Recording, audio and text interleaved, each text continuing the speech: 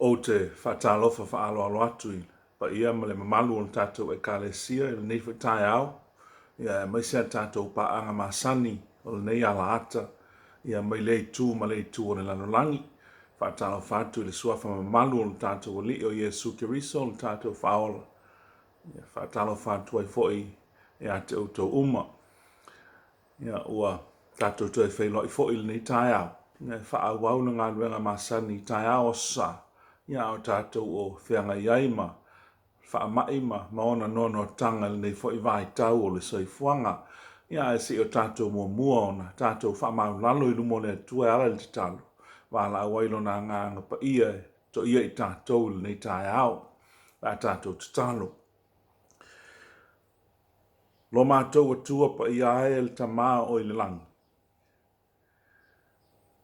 La wanunga pea i o mātou mawhau malangona ma o mātou loto ato atoa le whaafo i o le vi inga ma le whaafatai i a te oe le au noa. Ona lo lofa ma lo wha maoni o la wami o tonu.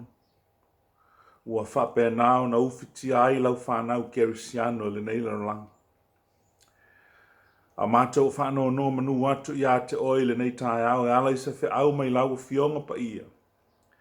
Mātou te wala au ia te oilo mafuta ino i mātou. Ina ia o ngā mata ua le nei ngā luenga le nei tai au a wāsou lava vi inga. Ia o oi fina ngalo maloto au whaafonga le nei tai au.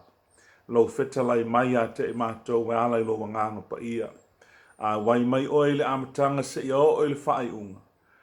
A ia tūma watu ia te oilo lava vi inga. Nei ma se ia o oi le whaavavau lava. Ameni. Yo la se o tātou moai. Vi ia le alofa maleanga le leo le atua i se pese ua saunia mo i tātou le nei tai au. Yo le vi inga lava mai le tātou tu spese o le vi inga e ono sifunu male ono. Tātou te vi i whaatasi atua i le atua.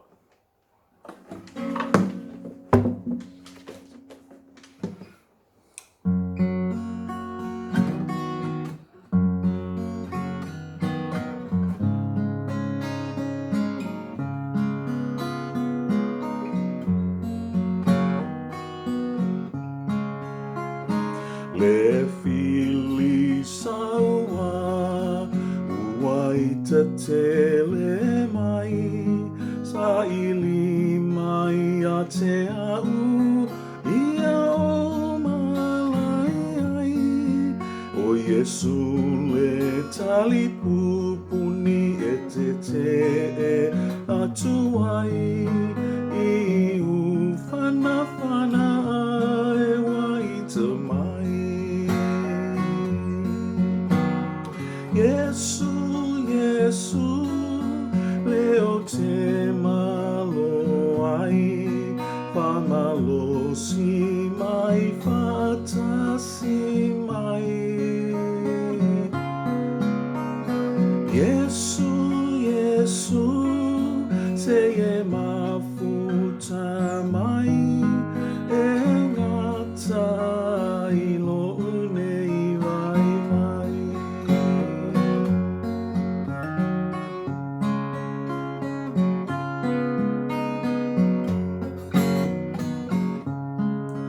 Ele ai so umalosi o te tuli e se ai ale pelu ale nganga se i tui na mai o lo lava malosi o te manu malo ai ma o no tutele ai pe a fantasi mai.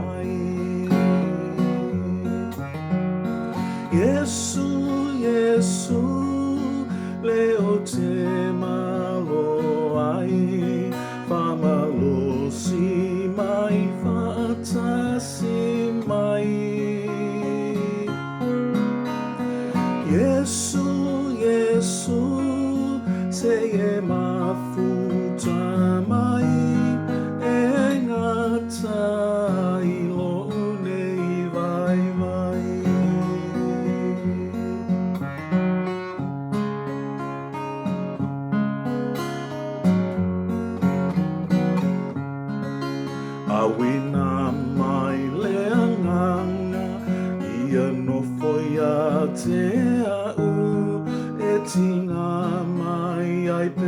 lava aele malo mai sili sili lava oe awana e soli palai ma e fetala yane sautani aluese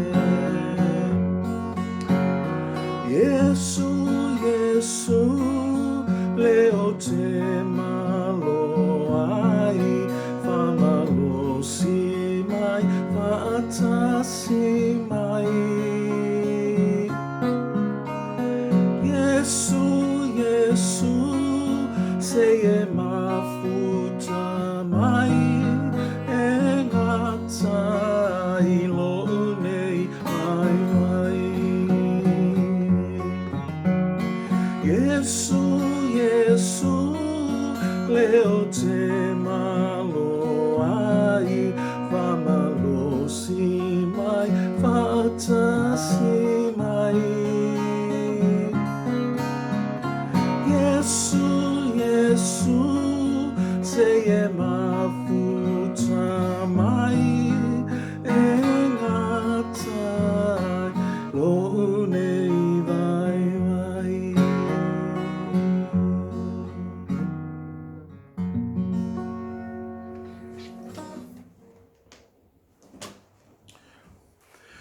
O le whaitawina nai upo mai le fionga pa ia le atua i le nei tae au e lima tai tai nai foi ia le tātou mafutanga ma le whainga malanga ia le nei foi tae au ma le nei foi vai aso.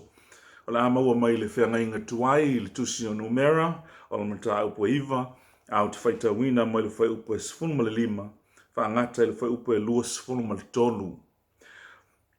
Numero le mata upo iwa, whai upo e sifunu ma le lima e whaangata le whai upo e lua sifunu ma le tolu. Whaafonga mai ia fionga pa ia le atua. O le aso na whaatui na ile manu malu na ufitia le manu malu e le ao. O le whale wheta whai lea ua iai le tū la whono. O le afi fo sa i lunga o le manu malu o le mea ua tino mai peisea i o le afi ua o i le tae ao. Sa whapea lava, pea. O le aso, o le ao na ufitia ai ina o ao, ma le mea ua tino mai peisea i o le afi ina o pō. Asi tia foi le ao ai lunga o le whale wheta whai, e mulimuli ane o na ole o le malanga le whanaunga i Israelu. O le mea foi e no fwai le ao o le mea lava lea e tōla uapi ai le whanaunga i Israelu. O le fionga lava i ova, na o malanga ai le whanaunga i Israelu. O le fionga fo ia Iova, ua lātou tōla uapi ai. O aso uma ua nofo ai le ao i lunga o le manu manu, ua lātou na nofo pe ai, i lo lātou to angala uapi. A tele aso o iai pea le ao i lunga o le manu manu, o na tausi ai lea e le whanaunga Israelu, le sauninga Iova, ua lātou le o malanga lava.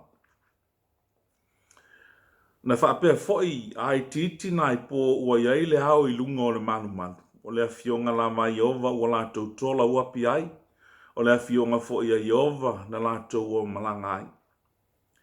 Na whaapea foi a o iai le ao e afua mai le fiafio o i le tae ao. Ma ua sitia le ao i le tae ao. O na lātou ua malanga ai lea. Po o le ao po o le po ua sitia ai le ao. O na o malanga ai lea o i lātou. A fai fo i o po e lua, po o se masina atoa, po o se tausanga o iai pea le ao i lunga o le manu manu. Ma nofo ai o na lunga. Wana nofo ai pea i le toa ngala wapi le whanaunga i Israelu. Wa lātou leo malanga lama. Ai a fai wasi i tia ia, o na lātou o malanga ai lea. O le fionga i oma wa lātou tōla wapi ai. O le fionga fo ia i oma wa lātou o malanga ai. Na lātou tausia le sauninga i ova. E tusa ma le fionga a Iova i a Mose. Whamanuia mai le tua ile, tātou whai tauma, whaalongolongo i lana fionga pa ia. Ia iate i pealo na lava vi inga i whaavavau lava. Mose whi au whanea nganga mo i tātou ile, nei tae au. E fili ai le whai upule se whonu ma le value. E wha au tū i aia, ni mawhauwhaunga i nei tae au. mo se whaau mo i tātou ma i tala le leia Iesu Kiriso. O melfa upa e sifulu ma le walu, o le fionga la va Iova na o malanga ai le whanaunga Israelu. O le fionga fo ia Iova na lātou tola wapi ai. O aso uma ua nofo ai le ao i lunga o le malu malu, wa lātou no nofo i pēa i lo lātou to angala wapi. Ua whaamanatu au tū inale, whiawole ni tai au whaapea o le. Whai ngā malanga le nu o le atua, sa whaatonu tonu ina lava i le atua. The journey of the people of God was guided by God. In this way they traveled and camped at Lord's command wherever he told them to go. Then they remained in their camp as long as the cloud stayed over the tabernacle. Avel ni ava noa e tau whaamanatu mai ai ia. He auole mai aso e lua ua tonai. Sa utala noa ili tangata miti ana e ngoa ia o papo. O papo le tuangane o le to lua mose sa talasanga mose ia o papo la tau te o malanga ili. Malanga Israelu le. Le o whaae e nei. Whaatutu watu a ngai kanana le no una tau tole tua ia apira amo na te whoa ila na whana. Ele i manatu o papo e alu le malanga o na manatu ilona nu umalona ainga. Pei taina alofa tele ia. Ma whaaloalo o papo ia mose. Ma ona lato wōlea i ne ia whao ngā ina lona to mai e to o manga iai tangata Israelu. Nau tātou loa muli ane le tusia whaamasino e winga i le whanau o papo i kanana. Ono winga o papo malana whanau sa lato whaasoa ina manuia o Israelu e pe ona fola iai mose. Al vai aso na te anei na o tala no ai la apostolo Paulo ma lana tusi lapata i a Timoteo. O lana lapata inga i a Timoteo o aso muli o la ao o mai ai teimi whaingita. O lo au mai e Paulo i lana tusi le se lisi umi lama o tu ai ngā mionga e whaalia e tangata i teimia o ta ua e Paulo. Ameliti ma inga Paulo i a Timoteo ia e i loa e oe nei mea Timoteo. Ma ia e alo ese mai ai tangata whapena. Alo ese mai ai tu ai ngā mionga whapena. Ala ase mea ua, mea tā uana e maua mai le lua vai aso e tanuai. Mo au lava ia, a whai u te manatu se upo e tasi e tā o whai ai se manatu au tū o le lua vai aso e tanuai. E la walunga ia tā u le mele u ta ua o le alofa. Al whaasoa whaale a ngangol ni taia. Le ase mea na ea o ina mai whi au o le lua vai aso taluai. E telele sona sili e te tau ona tātou a o ina. Moa. O le talia alo ia e o papo le whaatau ana watua mose ia te ia lātou te o ua mafua ona o le alofa ma lona whaalo alo ia mose le to o lua lona tua fini. Ai ala se mana, ia pe ana whaapea umale vāo tamama. Mata i to o lua o lato tua whaafine. E le ngatai lea, ai o lea lofa o papo i tangata i Israelu ina ia whai o ia ma fisoasoani tele i le nuu. E ui e le o ia o tangata i Israelu moni. Ia pe to o fian tangata whaapea e ui e le a inga i ai alofa pea lava. I le ngata fo i le a o le alofa o papo i le tua o tangata i Israel. Ai o le o tātou i loa sa matua tau wia no na alofa i ala i whaamanuianga na ia maua malan whanau. Ai altala i a Timoteo. O le alofa fo. O le alofa i le tua. O le alofa i le li o Iesu ke riso malana tala le lei. A wa o a mionga leanga ia mangsala ia na tā ue Paulo. O fili o le tala le lei i nao na po a maise lava i nei vai tau. E whai ma whaalave lave le taria ina e tangata o le tala le lei le whaolo tanga na saunia e le li whaolo Iesu ke riso. O te mai ngā paulo ia Timoteo, ia mata ala I mea ia, ma ia alo ese mai ai. Ai la se wha soa wha lea nganga mo tātou ni tai au. I o tātou toe wa ai tasi lava li whai ngā malanga Israelu I le vāo mai le tusi le sa tātou whai tawina. O le o whata atia mose le ata o le whai ngā malanga le nuu a ngai atu I kanana. O le tusi o numera o lo whaamatala au ili ai mea na tutupu le whai ngā malanga I tutonu o le toafa, I tutonu o se teimi umi lava. I le ngatala o mea na tutupu. Ai se ana lai o na tutupu. Ai pēna whaapewhia fōi o na tutupu. A o le mea tāua, o le ase talia le atua I mea na tutupu. Pa mele tātou matua, o le fionga lama Iova na o malanga ai le whanaunga Israel. O le fionga fōi a Iova na lātou tōla wapi ai. O aso uma ua nofo ai le au I lunga o na maru. O lātou no nofo ai pēa I lo lātou to angala wapi. O lona winga. O le fionga lama Iova sa wha moe I Israel. O le fionga Iova sa wha longo I mausita I Israel. E le te tau lama o na whai o se mea. E au noa ma le fionga Iova. E whameli tātou manatu au tu o le whai ngā malanga Israelu sa taita ia e Iova. O lona winga o Iova o le taita I malanga Israel. O mele whamtalanga mose o le ao ma le afi sa taita ia I le whai ngā malanga. A o le ao o na taita ia leo I lātou I le ao whani tu. A o le po o na taita ia leo I lātou I le afi. Sa whapea lama o na lātou whaia se ia o lava I le taunu unga o le whai ngā malanga I na ua mae a tau sanga I tele. E le ngata ina taita ina I le afi ma le ao le whai ngā malanga. Sa taita ia e le atua. Sa puipuia e le atua le whai ngā malanga. A whina ngalo le atua e malo le nu o na le toi mingoi le o le ao ma le afi. Ai a whina ngalo fo I le atua e wha au le whai ngā malanga o na toi mingoi fo I le o le ao ma le afi. O ia ngā ui e uma sa wha tonu uma I le afionga po o le whetalai ngā le atua. Pe fia tausanga ia sa whai malanga I le nu o le mea lava le ane tupu. E le ma whai o na wha po ngaise mea tasi e au noa ma le whina ngalo pa ia o le atua. Ao le ao ma le afi, o mea ia sa whai loa ma ia ile a wai o le atua I se mea na te wha tonu ina o na tangata. Na fio ane ia le atua I le ao I lunga o le maunga o Sinai I le teimi na ia awina mai aitu la fono I se fulu I le maunga o Sinai. Pe o na wha mawina I le soto I se fulu maleiva.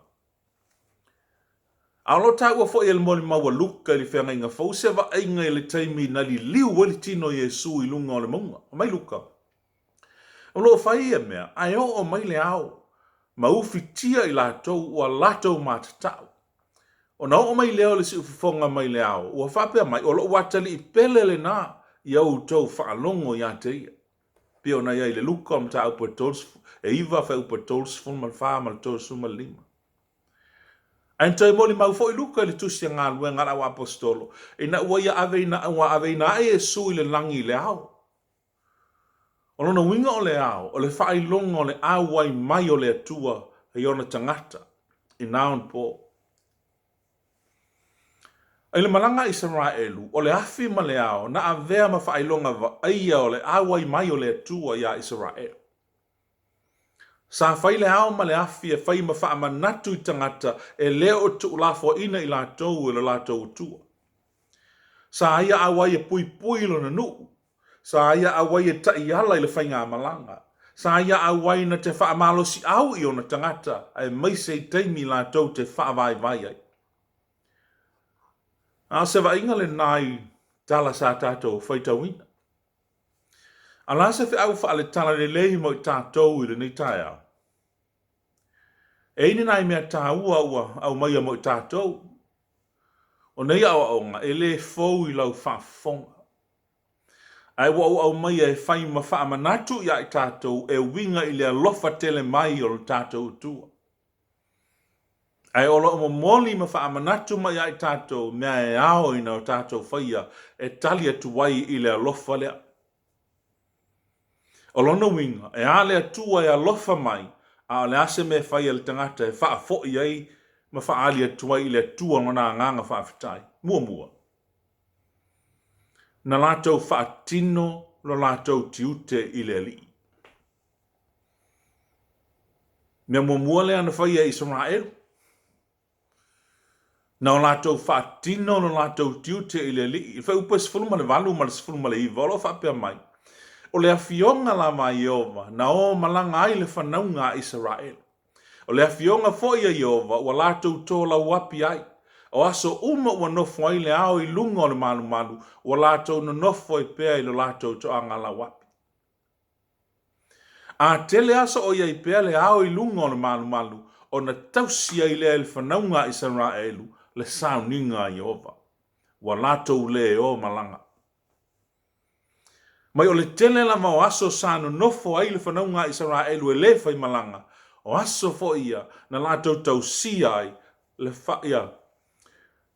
Ia le whanaunga Israelu na latou tausia ai sauninga Iova. Wa latou le o malanga i se mea. O lona winga.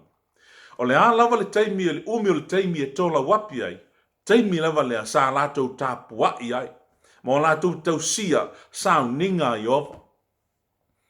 O le tausia o sauninga pa i ale ali. O le tiu te whai leo le tangata Israel. O lana mata whai o i tausi lea. O le manu lau ti leo le whiangainga lea tua ma Israel. O lona winga. O Israelu ua nuu whaatini o tausala i ai pa ia o lea tua na te tausia. Ai ata ua o tangata Kerisian. E leo statiu te whai fo i lea. Ma se tāmata whai o i tausia i tā ua lava ia o tangata o lea tu. E le te tau eo na wha a wau na wha atino o tātiu te i lea li. O Israelu le ili tonga vau e le i tau nuu i le nuu na fola fola ina. Ai le i a vealo na iai no ese maala na tau fia ai le whaatinonga o lana au nanga i le tua. Po fia lava o ei ai. Ilo a inga, ilo maota ma lau lawa, whaatino mai i nā lau au nanga i le tua. Ua whea ngai tātou ma tū langa le wha mai, ua wha lawe lawe ina ai a tātou sauninga ma tāpua inga whaitele. Ai po fea lava o e maua mai ai whaasala launga le nei tae au. Whaatino mai ai i nā lau tāpua inga ma lau i fonga i le atua. Olo o iai le atua i so se mea. Mana malama le iai le perfetau iona i le iai o le atua i mea uma. Na o lava i tonu o le manawa o le ia sa ia tāpua iai maifo i le atua. Malama lei fo i ai le fai salama o tā vita. E mai ia o te aru ea i whea ai lowanganga. O te sola i whea ai o luma. A whai o te alua i le langi o iai lava oe. A whai o te fofola so moenga i se oli whauta o iai lava oe. A whai e whaia mo au apa au o le tae au ma o nofo i le tulu inga o le sami. E tai mai i a jau i lea lava mea e lou a au. E tā ofi mai fo i a te au lau a ao tau matau. Peo na iei salamo se lau tōs fu malaiva. A tele aso o iei pea le ao i lunga o le malu malu. O na tausi ai lea le whanaunga Israelu le sauninga le li. Na o lātou whaatino o lātou tiute wha le tangata o le atua. Lua. Na lātou usi ustai i le si ufafonga o le atua. O le whai upa se fulu ma le walu a whai mā tātou matua whai mai mose o le awhionga lava Iova na o malanga ai le whanaunga Israelu. O le awhionga fo ia Iova na lātou tōla wapi ai. Ai whai mai whai unga o le whai upa e luas fulu ma tolu. O le awhionga Iova o lātou tōla wapi ai. Na lātou tausia le sauninga Iova e tusa ma le awhionga i Amos. Mai mo se na usi ustai le nuu i le awhionga le atua.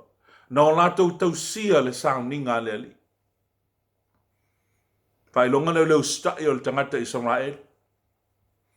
Na lātou tausia. Pe leo le fina ngalo foi leo le li mo i tātou. Ina ia tātou whaalolongo mausi usitai ma whaialona fina ngalo. O le whaalongo mausitai ua. Whaia le fina ngalo le atua. E le na o se fautuanga. O se pono inga. O se whaatonunga mai le atua.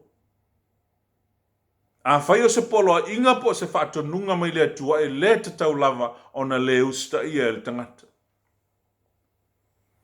O le usta ia o le fina ngalo, o le tiu te whai lea wha le tangata kerisiana. Ua wha me alofa ina i tātou uma i le atua. Ua tofu le tangata maana anga waa maana me alofa. O me alofa e wha o ngā ina i so se tiute, ma so se whaiva ua tō fia i ai tātou. E o le tātou wha ngā ina o ia me alofa i au wala e tusa ma le fina ngalo le atua. E a vea ai ma ona vi inga. Na lātou wha tino o lātou tiute whai i le ali. Na lātou usi ustai i le si ufafonga o le atua. Ma le lona tolu. Sa lātou wha moe moe i le ali. Sa wha lango lango ma wha moe moe tasi sa raelu i le taita inga le atua i le lātou whainga malanga. O le mafuanga leo le awai o le atua e ala i le ao ma le afi. O le mawhai e mose o na whaatino ino wa venga umana i e whaia ua mafua o na sa lātou awai whaatasi ma le atua. E ui na matua tele mea le anga o loo tupu le lalolangi nei o na po ai o loo tumbu lo soifua ma lo uola i wa venga o fofongia le atua o loo ia whaatino ina i aso uma. A tonu e le mawhai ona ma ai i ai o tātou mata. Nā ngā lea tua o lea nganga e a wai so se mea. Tele whaafita auli ma whaafati ata mai o le ola nei e lu ti ai le tātou ola. A o tātou au tafa whaatasi o lo tātou wō whaatasi ma le li. O lo ia pui puia ma ia whaia na wā venga e tele i o tātou au tafa e ui na lei loa o tātou mata whaaltangata. O lona winga i le ese Israelu e se foi tātou. Tātou te tutupu. Ma o tātou wola i le ola nei ma le tātou wha moe moe i le atua i teimi uma. Tutusa pau tātou ma Israelu. I le tatau o na o tātou wha langolango ma wha moe moe i le atua i asa uma. I le tau mate lo tātou whea ngai ma wha fita auli. O mala o le natura. O wha mai pepesi e peo na tātou o iai. O winga whainga tau tangata e peo na tā ua e paulo ia Timoteo. O le wha moe moenga o Israelu i le tai alaina o i lātou o le atua o le ata manino lea mō tātou. Na tai Israelu e le ao ma le afi. A o lo tai ala i tātou e le atua e ala i lo na ngango pa ia. Na mua atu le atua i o lātou luma e peo na iai le sota e sfuma le tolu. Se ia o i le aso na lātou ulu fale ai le lau ele. O lona winga. E le iai se teimi na tu uai i lātou e le atu. Se polo a inga fo i lea le tātou wali o Jesu ke riso mo i tātou. O te ia te o tou ia so umalama. Se ia o i le ngata anga o le lanalangi. Me lea whanau le atua. O lo o tātou wō whaatasi ma le atua i teimi uma. O le whaamanatu. Tātou mana malama i le. Tala anga o le whainga malanga le nu o le atua. Sa lātou mui mui ma solo muli. Sa lātou li liu ese mai le atua. Ai tātou te matua maofa i le whaamaoni tele o le atua. Sa ia ona sa ia mai a mana tua lana wholofolanga i lana au au na o Abrahamo. O te ia te oe, o te fōa i ia te ui malau whanau le nu. Se lau ele ele. E a vea oe. Ma ta mao malum. E a vea oe. Ma mea e manui ai. A inga umo le nalolang. Tele mea te tau ona la fo i nai tātou e le atua. Sa ia to ta mai ma to sa o na wanga sala Israel. Lo fa pe na foi on fa no no no fina ngalo no tato wang sala. Ai sa ia on sai ma fa apale pali. Na tele tu ua lava I tato. Ai wa fa tino ina lo na lo fa muti vale ia I tato e ala ilo na awina mai lo na lo pele le la lang. Ina ia le fano se tasi fa tua ia te ia. Ai a maua e ia le ola e fa vavau. Na la tau fa tino ina ma tau sia sa ninga le tu. Sa la tau siu sta ele si o fonga o le tua. Na fa moe fo Israelu ma fa lango I le li. Fa na wale tua le tai o le as tatou tali atu ia. O le tatou tali foi lea. E au na fa tino ina ma o tatou tau sia mea uma o rau finangano ai le tua e o ia na sami. O tatou a mionga ia sa faiso. O tatou winga faali ia so faiso. O upu tatou te tau te talai. Tatou te whati ngā tuai isi o tatou uso a tangata. O mea ia o lo ti ngā ilifina ngalo le atua mo I tatou peita. O le salamo. O le awala lea. Tatou te vala au lia, ma toe vala au lia ai, le alofa o le atua mo I tatou. O lona fina ngalo wha ngalo. Tatou te wha moe I ai. Ai ao ino tatou whaia o ngā luenga. E mua e le loto o salamo. Tatou te mua I la ngona I o tatou loto ma wha moe. O ha mea se o tatou whaia I a loto wha maunalo. Ma o tatou wha tonga I le atua ina I a wha ngalo ma suia I tatou. Whaia I tatou ma tangata e fia ma I aile atu. Me tatou matua o le siu fofonga ma le awhionga I ova na latou wo malanga ai. O le awhionga fo I ova na o latou tola wapi ai. Finangalo leo le atua mo I tatou ina I tatou whalo longo ma usi stai I lona fetalai mai o tatou loto e ala I lona nganga pa ia. Te o tatou te talo. Lo mātou tua pa iai. Wa leo tele ma nino lo fetalai mai I lau whanau I le nei tae au. A wa mātou tu I nā tu o mātou loto I a te oe na ia pule mai ai oe le atua. A wai te tu la fua ina I mātou. A o mātou o whenga iai ma whainga tāo leo langa I nei o na pō. Ia mātou alo ese mai winga e peo na whita lailau tusi pa ia. O a mionga o le pongi sā ua tumu I leanga sala. Ia mātou alo ese ai. Ia e suia o mātou loto sui la mātou vaai. Ina ia avea I mātou o e whaialo finangalo. O e whaalolongo ia te oe le atua.